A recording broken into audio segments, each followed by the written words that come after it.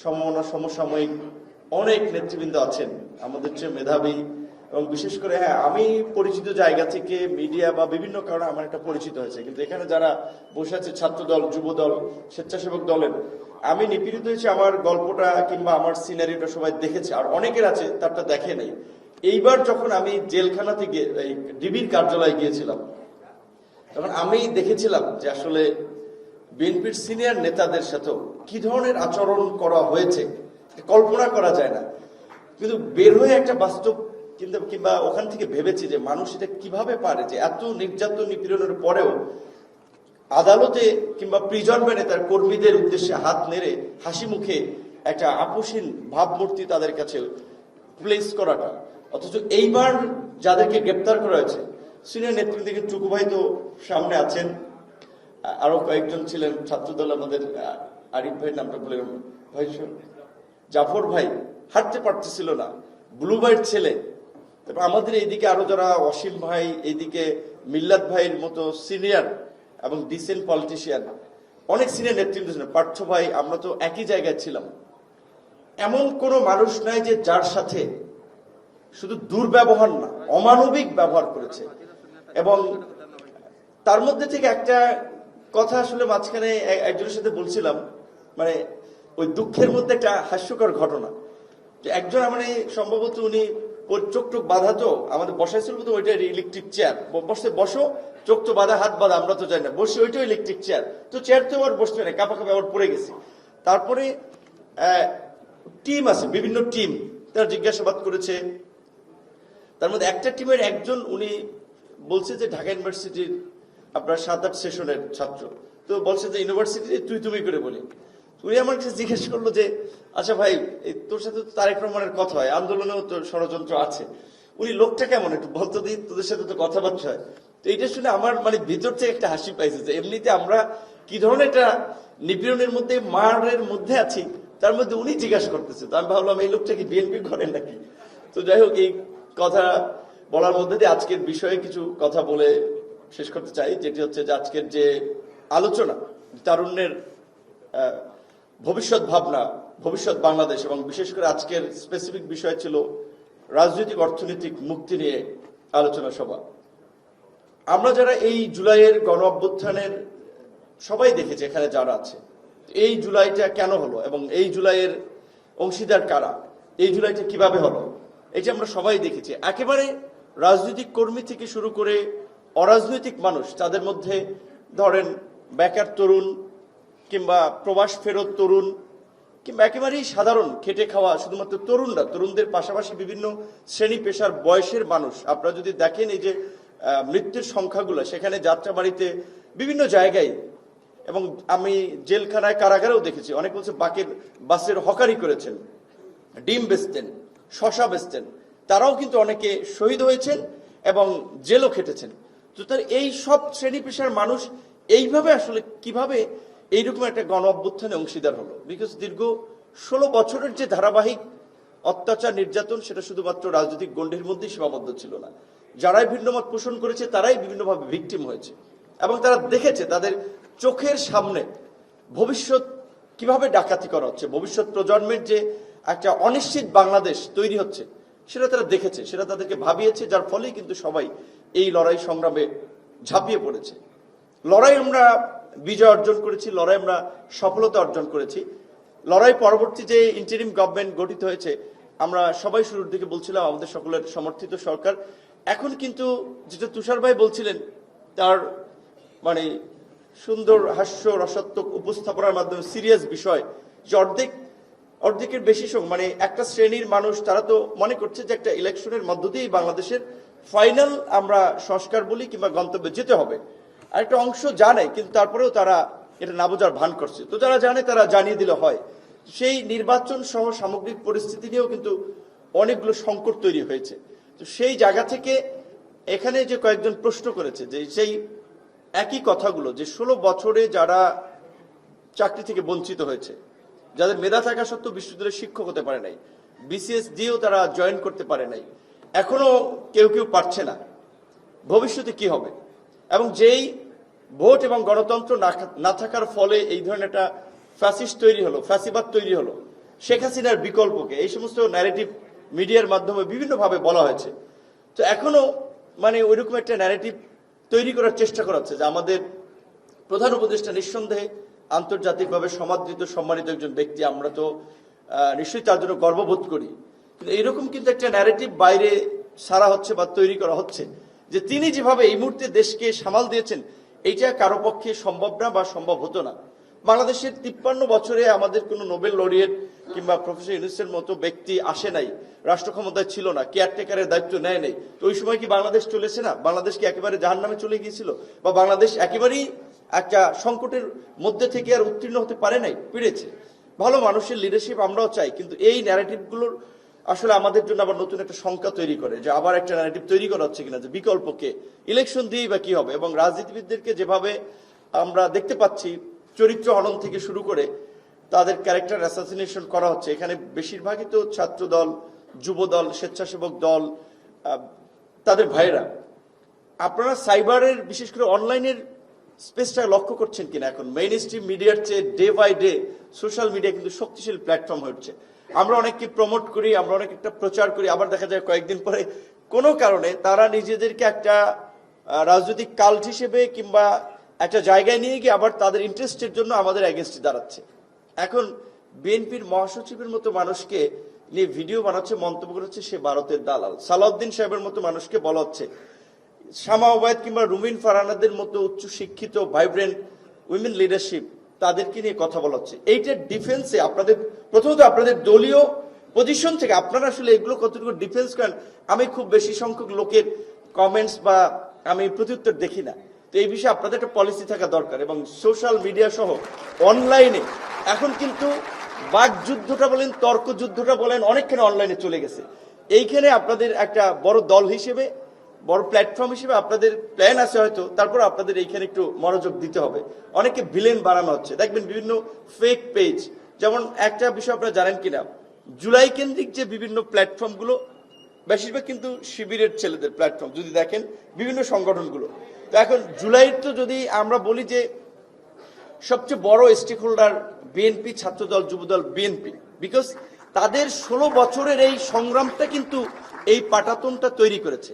আমি যখন বিভিন্ন সংকটে পড়েছি আমি ছাত্রদলের নেতাদের সাথে যোগাযোগ করেছি, আমি বিএনপির সিনিয়রদের সাথে যোগাযোগ করেছি যে আমাদেরকে এইখানে একটু ফাইন্যান্সিয়ালি হেল্প করেন, এইখানে ছাত্রদলের কিছু লোককে আমাদের সাথে থাকতে বলেন। এমনকি এই ডাকসু নির্বাচনের পরেও যখন আমরা বিভিন্নভাবে আন্দোলন সংগ্রাম থেকে শুরু করে এবং শেষ দিকে জুলাইয়ের, আপনারা অনেকে এই ঘটনা আমরা বলি নাই, কখনো বলতে চাই না।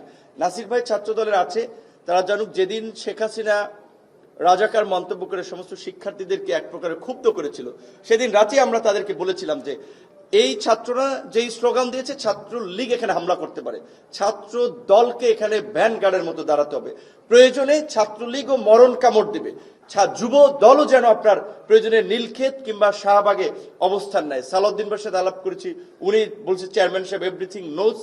এবং পরবর্তী থেকে বিভিন্ন কর্মসূচিগুলো সালাউদ্দিন ভাই বাইরে থেকেও একটা ভালো কোঅর্ডিনেশন করেছে। এইখানে স্বপন ভাই থেকে শুরু করে ছাত্র দলের, যুব দলের নেতৃবৃন্দ তো ছিলই। এবং ঢাকা দক্ষিণের রবিউল ভাইয়ের তথ্য জানার জন্য আমারে একবার মায়ের বেশি দিছে, মানে এমনিতে তো মনে করেন চোখ মুখ বাঁধা। তো বলছি যে রবিউল জানে এই যে আপনার বিটিভি ভবনে যে আপনার অগ্নিসংযোগ ভাঙচুর হয়েছে, মেট্রো রেল ধ্বংস হয়েছে, এগুলো জামাত শিবির বিএনপির লোকেরা করতেছে, রবিউল জানে, তুমি এদের সাথে নেক্সাস আছে তোমার। আসলে তার সাথে আমার কখনো আগে পরিচয় হয় নাই। তো এইভাবে বিএনপির নেতৃবৃন্দের যে স্যাক্রিফাইস এবং ত্যাগ, এটা তো আমরা অস্বীকার করতে পারি না। এখন বিএনপি বড় দল, ঠিক আছে, তারা ওইভাবে বলছে না, কিন্তু যারা আবার এটাকে একটা ফেব্রিকেটেড করে আওয়ামী লীগের 71-এর মুক্তিযুদ্ধের মতো একটা একপাক্ষিক, এক কেন্দ্রিক ন্যারেটিভ বা বয়ান হিসেবে উপস্থাপন করতে চাচ্ছে, এর বিপরীত একটা যুক্তিযুক্ত বয়ান বোধহয় আপনাদের এই তরুণদের যদি ভাবনা জানতে হয়, তাহলে এই দলের এই যে বড় একটা সচেতন জনগোষ্ঠী, তো এইখানে ছাত্রদল, যুবদল, স্বেচ্ছাসেবক দল বাংলাদেশের এই মুহূর্তে অবশ্যই সবচেয়ে প্রতিনিধিত্বশীল তরুণদের অর্গানাইজেশন তারা। এই তরুণদেরকে বাদ দিয়ে, এই তরুণদের কৃতিত্ব বাদ দিয়ে কিংবা এই তরুণদের স্যাক্রিফাইসকে স্মরণ না করে তো আসলে যদি আমরা জুলাই স্মরণ করতে যাই, আমরা ইতিহাস লিখতে যাই, সেটা হয় না। এই গণ অভ্যুত্থানে সহ গত 16 বছরে এবং বাংলাদেশের সৃষ্টি লগ্ন থেকে কিংবা তার পূর্বে 52 ভাষা আন্দোলন থেকে যারা এই গণতান্ত্রিক লড়াই সংগ্রামে জীবন দিয়েছে, স্যাক্রিফাইস করেছে, প্রত্যেককে আমরা সম্মান এবং শ্রদ্ধার সাথে স্মরণ করি। আজকের এই রাজনৈতিক অনেকখানি বলা চলে অনেকখানি মুক্তি আমরা অর্জন করেছি। আমি ব্যক্তিগতভাবে মনে করি যে আমরা যদি সব রাজনৈতিক দল বলি this election should be within December, election ডিসেম্বরই হবে আমরা যদি চাই। সো আমরা বলছি যে প্রেশারের কিছু নাই, আমরা আলাপ আলোচনার মাধ্যমে স্মরণ করিয়ে দিচ্ছি যে আমরা একটা গণতন্ত্রের জন্য, একটা নির্বাচনের জন্য আমরা লড়াই করেছি, এই ইলেকশন এই সময় হতে হবে। তো এই জন্য বলছি যে এই সরকারের উপরে আপনার রাজনৈতিক মুক্তি এখন আছে আমাদের অনেকখানি। এখন সেটা কোন দিকে আমরা অর্থনৈতিক মুক্তিতে, সামাজিক মুক্তিতে, পরিবর্তনের দিকে এগিয়ে নিয়ে যাবো, সেইখানে আমাদের কিছু যদি আমরা ব্যাকে যাই, যেমন বিএনপির যদি রাজনৈতিক দর্শনের জায়গায় আমরা বিএনপির প্রতিষ্ঠাতার রাজনৈতিক দর্শনের দিকেও যাই, যে উনি খুব অল্প সময়ের মধ্যে দেখেন মুক্তিযুদ্ধের সময় ওনার বয়স কত ছিল, 35 বছর।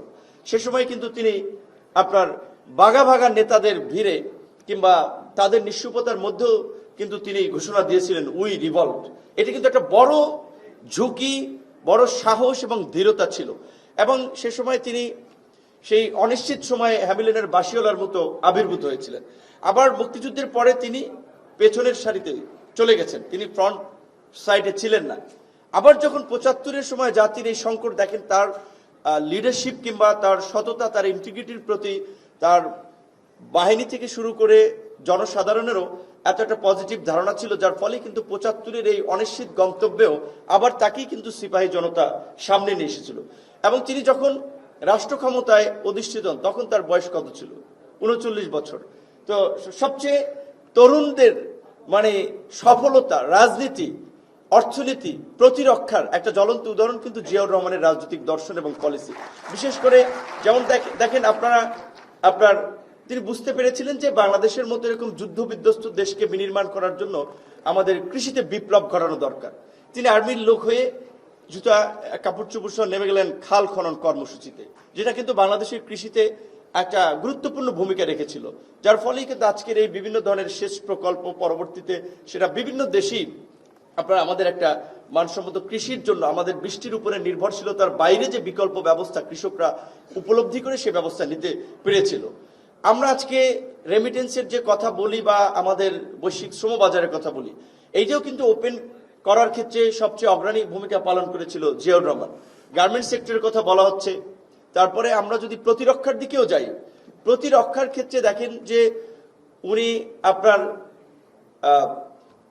বিশ্ববিদ্যালয় কিংবা কলেজের তরুণীরা যেন একটা শৃঙ্খলা, একটা সততা, একটা ইন্টিগ্রিটির মধ্যে দিয়ে যেন বেড়ে উঠতে পারে, তাদের দেশপ্রেমের যেন একটা চেতনা বোধ থাকে, সেজন্য তার সময় কিন্তু BNCC, Bangladesh national cadet corps গঠিত হয়।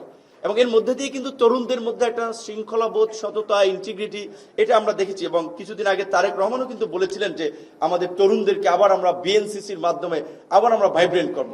তারপরে বিএনসিসির বাইরে যদি যান, যে আনসার বিডিপির যেটা ছিল এই সেন্ট্রাল বা কেন্দ্রীয় আপনার প্রতিরক্ষা বা কেন্দ্রীয় ভাবে প্রশিক্ষণের পাশাপাশি তরুণদেরকে, যুবকদেরকে গড়ে তোলার পাশাপাশি তিনি কিন্তু আনসার বিডিপির মাধ্যমে কিন্তু আঞ্চলিক পর্যায়ে পর্যন্ত কিন্তু তরুণদেরকে আপনার দেশের স্বাধীনতা, সার্বভৌমত্ব বলেন বা যেটা অনেকে বলছে যে গণপ্রতিরক্ষা, ওই আমি মনে করি যে কনসেপ্টের উপলব্ধির জায়গা থেকেই তিনি হয়তো আনসার বিডিপির ট্রেনিং বা তাদেরকে ওইভাবে প্রস্তুত করেছিলেন। 90-এর দশকে এরশাদ বিরোধী আন্দোলনের মধ্যে দিয়ে সাবেক প্রধানমন্ত্রী বেগম খালেদা জিয়ার যে আবির্ভাব এবং 91-এ তার সরকারের যে বিজয়, সে সময় কিন্তু আমার জানা মতে বা আমার অ্যাসেসমেন্ট মতে ছাত্রদল, যুবদলের তরুণরাই কিন্তু সেই বিজয়ে সবচেয়ে বড় ভূমিকা রেখেছিল। তো এই দলটা তো তরুণদের অংশগ্রহণ এবং তরুণদের সংগ্রামের মধ্যে দিয়েই কিন্তু আজকের এই জায়গায় এসেছে। এবং রাষ্ট্রীয় আমরা অর্থনৈতিক পলিসি কিংবা সামাজিক পরিবর্তন, নারীর ক্ষমতায়নের বেশ কিছু উদাহরণ এবং দৃষ্টান্ত আমরা জিয়াউর রহমান থেকে খালেদা জিয়ার সরকারেও দেখি। দেখেন 91-এর খালেদা জিয়ার সরকার এসে উপলব্ধি করতে পেরেছিল যে এখানকার গ্রামীণ, বিশেষ করে আমরা তো দারিদ্র্য সীমার এখনো যে আইএলওর হিসেবে বলা হচ্ছে আপনার বা ইন্টারন্যাশনাল বিশ্ব ব্যাংক যেটা বলছে যে 18 থেকে 20% দারিদ্র্যের হার বা আপনার মানুষ দারিদ্র্য সীমার নিচে বাস করে, কিন্তু আইএলওর হিসাবটা হচ্ছে যে কোনো ব্যক্তি যদি ৩,৮২২ টাকা খাদ্য এবং অন্যান্য দ্রব্য সামগ্রী, অন্যান্য নিত্য প্রয়োজনীয় সামগ্রীতে ব্যয় না করতে পারে, তাহলে সে দারিদ্র্য সীমার নিচে বাস করে। কিন্তু এখনকার বর্তমান প্রেক্ষাপটে ৩৮০০ টাকা দিয়ে একজন ব্যক্তি ব্যাচেলর লাইফ লিডও করতে পারে না, পরিবার তো দূরের কথা। তাহলে দারিদ্র্য সীমার নিচে বাস করা জনগোষ্ঠীর সংখ্যা হবে আমাদের আরো বেশি।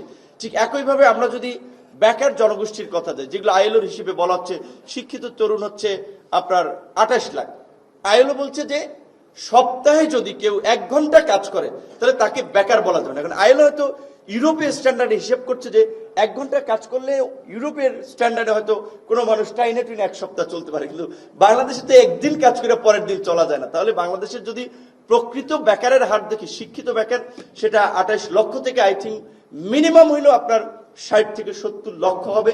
এবং আইএলওর আরেকটা হিসেবে বলছে যে ১৫ থেকে ২৯ বছর বয়সী তরুণ যারা ওই আইএলওর হিসেবে ১ ঘন্টাও কাজ করে না, তাদের সংখ্যা ১০০ কোটি। এইটা কিন্তু আমাদের জন্য খুব একটা চিন্তার বিষয়। তাহলে এই ১০০ কোটি তরুণ যাদের বয়স আপনার এই যে ১৫ থেকে ২৯, তারা কাজ করছে না, তাহলে তারা কি করছে? তাহলে ওই যে ইংরেজিতে একটি প্রবাদ আছে যে আপনার idol brain is evil workshop, তাহলে অলস মস্তিষ্ক শয়তানের কারখানা। তাহলে আগামীতে কিংবা এখনকার আপনারা চিন্তা করছেন পুরো দেশকে নিয়ে, এই তরুণদের কর্মসংস্থান কেন্দ্রিক এখনই কিন্তু আপনাদেরকে একটা মাথায় নিতে হবে। এবং বিশেষ করে আমাদের জনগোষ্ঠীর এখন প্রায় ৬৫% তরুণ যাদের বয়স হচ্ছে বিলো 40। আমি মনে করি যে বিএনপি যদি তার সূচনা লগ্ন থেকে তার রাজনৈতিক যাত্রা মনে রাখে, যে একেবারে তার প্রতিষ্ঠাতা থেকে শুরু করে ৯০-এর পরবর্তী সময় পর্যন্ত তরুণদের যে কন্ট্রিবিউশন, আগামী নির্বাচনে অন্তত পার্লামেন্টের অর্ধেক তরুণদেরকে আপনার সংসদ সদস্য হিসেবে বিভিন্ন জায়গায় মনোনয়ন দেওয়া উচিত। কারণ এখনকার সেন্টিমেন্ট পাসটা কিন্তু তরুণদেরকে নিয়ে। শুধু এই তরুণদেরকে যদি আপনি রাষ্ট্রীয় পলিসি থেকে দূরে রাখেন, তাদেরকে যদি রাষ্ট্র পরিচালনার কাজে সম্পৃক্ত না করেন, যারা ৬৫% মোট জনসংখ্যার, মঈন স্যার আছেন, স্যার শিক্ষক মানুষ, উনি তো এগুলা বাস্তবতা ভালোই রিয়েলাইজ করবে। আমি স্যারকে বলবো আপনার স্থায়ী কমিটির আলোচনা হলে এইটা স্যার আপনাদের তোলা দরকার, অন্তত 50% মনোনয়ন তরুণদেরকে দেওয়া উচিত। তাহলে আপনারা বলতে পারবেন যে এই দলই তো তরুণদেরকে ওইভাবে ধারণ করতেছে। এবং আমি যেটা বলতে চাচ্ছিলাম যে নারীদেরকে, পিছিয়ে পড়া নারীদেরকে এগিয়ে নেওয়ার ক্ষেত্রে সেই সময় খালেদা জিয়ার যে পলিসিটা ছিল, যে উপবৃত্তির দেওয়ার যে সিস্টেমটা, আমি দেখেছি গ্রামের ক্ষেত্রে নারীরা কিভাবে তার ফলে শিক্ষার ক্ষেত্রে তাদের একটা অগ্রগতি হয়েছে। তো যেহেতু সময় সংক্ষিপ্ত, আবার মাগরিবের আজান পড়ে যাবে, অনেক বক্তাই গুরুত্বপূর্ণ বক্তব্য বলেছেন বা তথ্য উঠে এসেছে। আমি সর্বশেষ একটা কথা বলবো, যেটি হচ্ছে যে রাজনৈতিক ক্ষমতায়ন, অর্থনৈতিক মুক্তি, সামাজিক পরিবর্তন এবং সবচেয়ে আমরা যেই আলাপ আলোচনা করছি যে সংস্কারের কথা, সংস্কার তো ২ মাসে ১৫ দিন আমরা বসে সব সেট করে ফেলবো এমন একটা বিষয় না। এটা চলমান প্রক্রিয়া, এটা চলতে থাকবে। কিন্তু নির্বাচনটা কিন্তু এই মুহূর্তে জরুরি। একটা গণতান্ত্রিক যাত্রার দিকে যদি আমরা না যেতে পারি, আমাদের গণতান্ত্রিক অধিকার যদি না থাকে, জনপ্রতিনিধি নির্বাচন করার সিস্টেম যদি আমাদের না থাকে, তাহলে আমরা সংস্কার কিংবা তরুণদের রাজনৈতিক ক্ষমতায়ন আমরা কিভাবে করব? সেজন্য নির্বাচনটা জরুরি। এবং আমরা মনে করি যে বেশিরভাগ মানুষই এটা উপলব্ধি করতে পেরেছে, ডিসেম্বরের মধ্যে একটা ইলেকশন দরকার। আমরা প্রধান উপদেষ্টাকে বলেছি ডিসেম্বর, কিংবা আপনি যদি মনে করেন ১-২ মাস প্লাস মাইনাস হতে পারে, আপনি সুনির্দিষ্টভাবে আমাদেরকে একটা মাস জানান। কারণ বাংলাদেশের গত ১৬ বছরের অভিজ্ঞতায় আমরা ভোট এবং নির্বাচন নিয়ে এখন একটা অনিশ্চিত একটা গন্তব্যের আমরা পরিস্থিতি দেখতে পাচ্ছি, যেটা দেশবাসীকে নতুন করে আতঙ্কিত করছে। ধন্যবাদ।